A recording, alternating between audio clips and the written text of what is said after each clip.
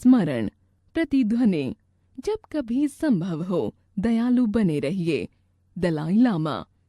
सोना अचानक आई थी, परंतु वह तब तक अपनी शैशवावस्था भी पार नहीं कर सकी थी। सुनहरे रंग के रेशमी लच्छों की गांठ के समान उसका कोमल लघु शरीर था।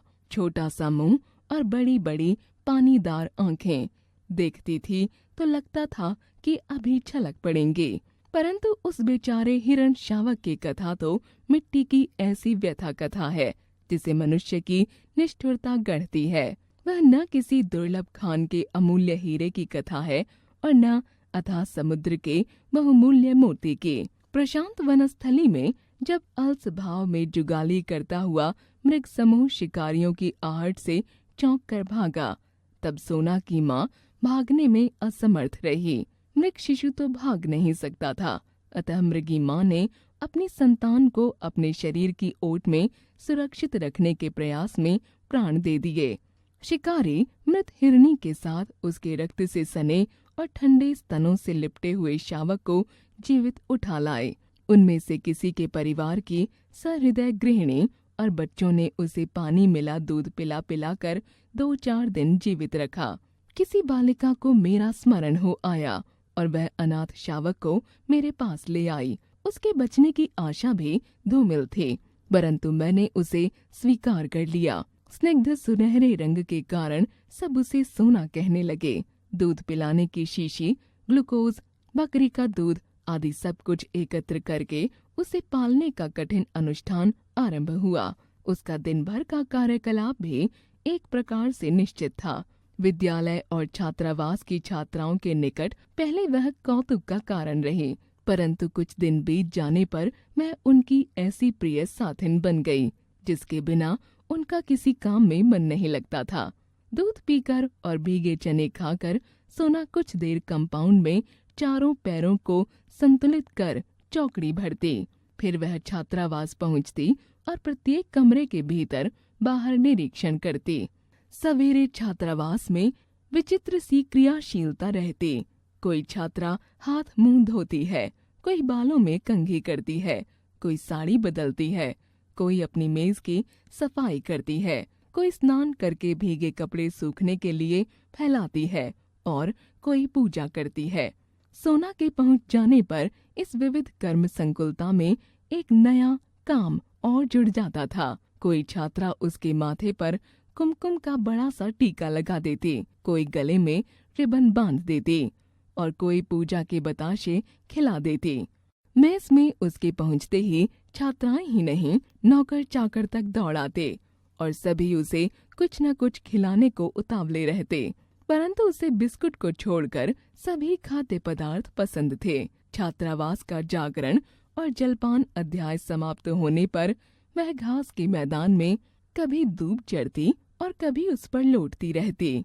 मेरे भोजन का समय वह किस प्रकार जान लेती थी, यह समझने का उपाय नहीं है, परंतु वह ठीक उसी समय भीतर आ जाती और तब तक मुझसे सटी खड़ी रहती जब तक मेरा खाना समाप्त न हो जाता।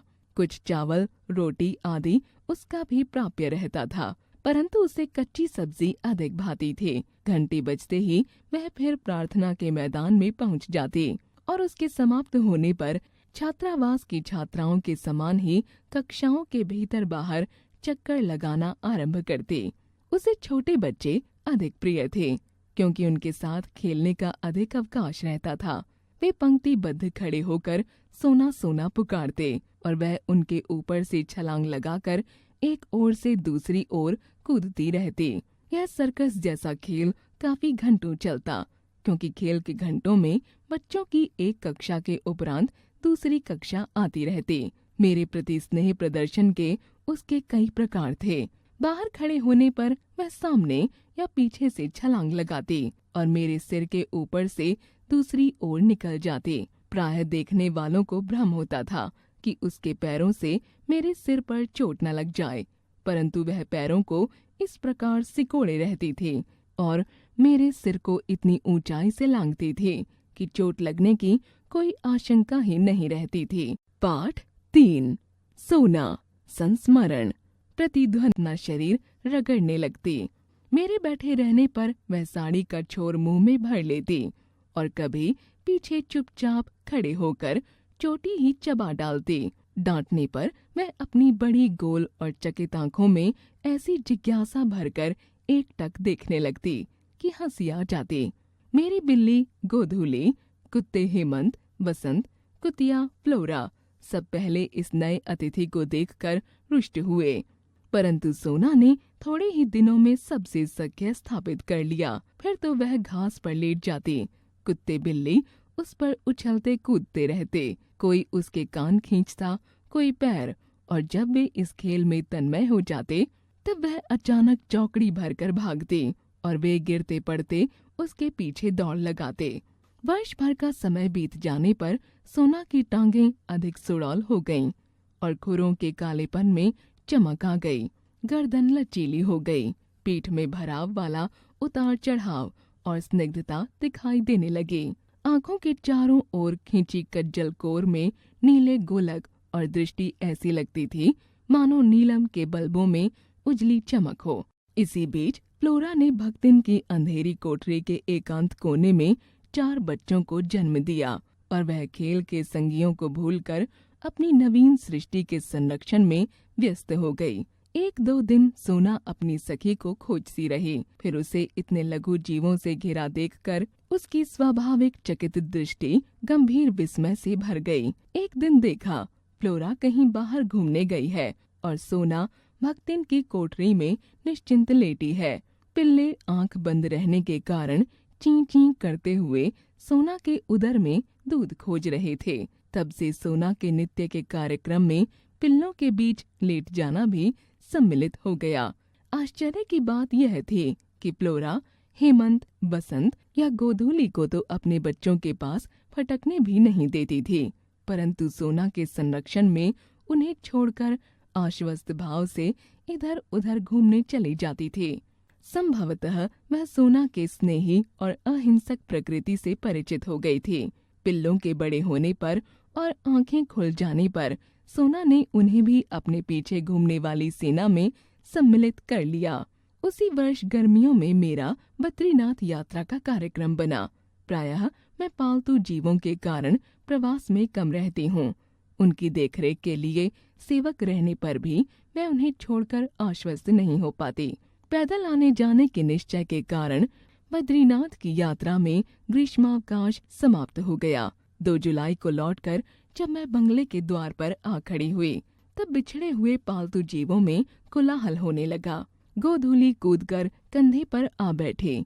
हेमंत, बसंत मेरे चारों ओर परिक्रमा करके हर्ष की ध्वनियों में मेरा स्वागत करने लगे, पर मेरी दृष्टि सोना को खोजने लगी। क्या वह अपना उल्लास व्यक्त करने के लिए मेरे सिर के ऊपर छलांग नहीं लगाती? सोना कहाँ है? पूछने पर माली आंखें पोंछने लगा और चपरासी, चौकीदार एक दूसरे का मुख देखने लगे। वे लोग आने के साथ ही मुझे कोई दुखद समाचार नहीं देना चाहते थे, परंतु माली की भावुकता ने बिना बोले ही उसे दे डाला। ज्ञात हुआ कि छात्रावास के सन्नाटे और फ्लोरा के तथा मेरे अभाव के कारण सोना इतनी अस्थिर हो गई थी कि इधर उधर खोजती सी वह प्रायः कंपाउंड से बाहर निकल जाती थी। इतनी बड़ी हिरणी को पालने वाले तो कम थे, परंतु उसमें खाद्य और स्वाद प्राप्त करने के इच्छुक व्यक्तियों का बाहुल्य था। इसी आशंका से माली ने उसे मैदान में एक लंबी रस्सी से बांधना आरंभ कर दिया। एक दिन बंधन की सीमा भूलकर वह बहुत ऊंचाई तक उछली और रस्सी के कारण मुख के बल धरती पर आ गिरी। वही उसकी अंतिम उछाल थी। लेखिका महादेवी वर्मा। जीवन मूल्य। हमारे हृदय में जीवों के प्रति प्रेम तथा सहृदयता की भावना होनी चाहिए।